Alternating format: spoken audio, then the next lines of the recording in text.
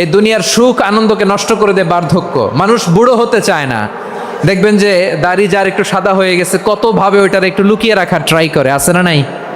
হ্যাঁ, এটারে কলপ দেয়, এটার কেউ মেহেদি দেয়, এটারে কেউ কেটে কুটে। এই যে আমারও তো পাকতেছে এদিক দিয়ে, এ তো আজ থেকে 5 বছর আগেও তো কুচকুচে দাড়ি ছিল, চুল ছিল, রং ধরা যৌবন জং ধরে শেষ। এই তো জীবন, this is the circle of life. এটাই লাইফ। এই যে পাকতেছে এইখানে পাকতেছে, দিস ইজ লাইফ। তো মানুষ বুড়ো হতে চায় না। এখন দেখবেন যে অনেক শ্যাম্পু বেরোইছে, শ্যাম্পু অ্যান্টি এজিং শ্যাম্পু। কি এজিং? Anti ageing. ক্রিম বের হয়েছে, ক্রিম অ্যান্টি এজিং ক্রিম। এটা বলে অ্যাট্রাকশন লাগায় আর কি, যে এটা মাখলে মানুষ আর বুড়ো হয় না, এই শ্যাম্পু দিলে মানুষ আর বুড়ো হয় না। ভারতের একজন ধনকুবের আছে, নাম শুনেছেন না? মুকেশ আম্বানি।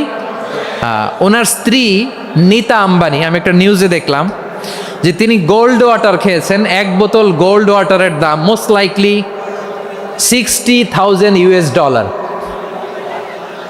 $60,000 1 বোতল গোল্ড ওয়াটার। কেন? এটা খেলে বার্ধক্যের ছাপ নাকি চেহারায় লাগে না। কিন্তু মানুষ যতই বয়স ধরে রাখতে চাক এই দুনিয়ার জামিনে, সে কি তার বয়স লুকাতে পারে? আমার কলিজা টুকরা সিলেট, আওয়াজ করে বলেন, এই দুনিয়ার জীবনে বয়সকে ধরে রাখা যাবে? এই পাশে কোরাইশ, এই পাশে মুসলমানেরা। বিশ্বনবী জালামাই ভাষণ দিলেন, বললেন, কুমু ইলা জান্নাতিন আরদুহাস সামাওয়াতি ওয়াল আরদ উইদ্দাত লিল মুত্তাকিন। ও আমার সাহাবারা, ওই জান্নাতের দিকে ছোট,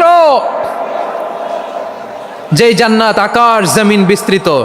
তোমরা দেখতে পাচ্ছ এটা বদরের ময়দান না, এটা আল্লাহর জান্নাত। আওয়াজ করে পড়েন আল্লাহু আকবার।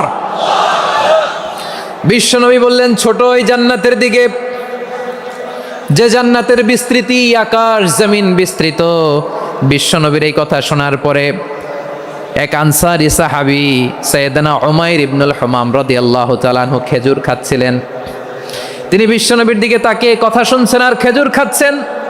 যখন বিশ্বনবী বললেন জান্নাতের দিকে ছোট, যে জান্নাত আকাশ জমিন বিস্তৃত, বিশ্বনবীর কথা শোনা মাত্র সাইয়েদনা উমাইর ইবনুল হুমাম বললেন বাহ বাহ। কি বললেন?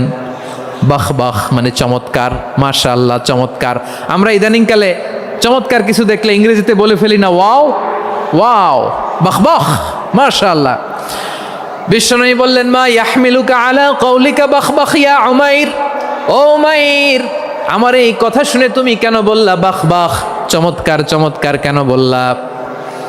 সাইয়েদনা উমাইর ইবনে হুমাম রাদিয়াল্লাহু তাআলা আনহু বললেন, ইয়া রাসূলুল্লাহ, আপনার এই কথা শুনে আমি বড্ড খুশি হয়েছি, আর আমি প্রত্যাশা করছি আমি যদি ওই জান্নাতের মালিক হতে পারি তাহলে কতই না ভালো হতো। সুবহানাল্লাহ বলেন। বিশ্বনবী বললেন, ছোট ওই জান্নাতের দিকে, যে জান্নাত আকাশ জমিন বিস্তৃত।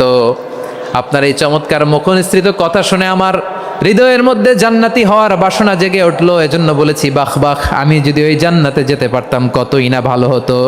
উমাইরের কথা শুনে বিশ্বনবী বললেন, ঠিক আছে উমাইর, জান্নাতে ঢোকার জন্য, এই জান্নাতের অধিবাসী হওয়ার জন্য যেহেতু তোমার এত আকাঙ্ক্ষা, আমি বলে দিলাম আনতা মিন আহলিহা, তুমি আল্লাহর ওই জান্নাতের অধিবাসী হবা।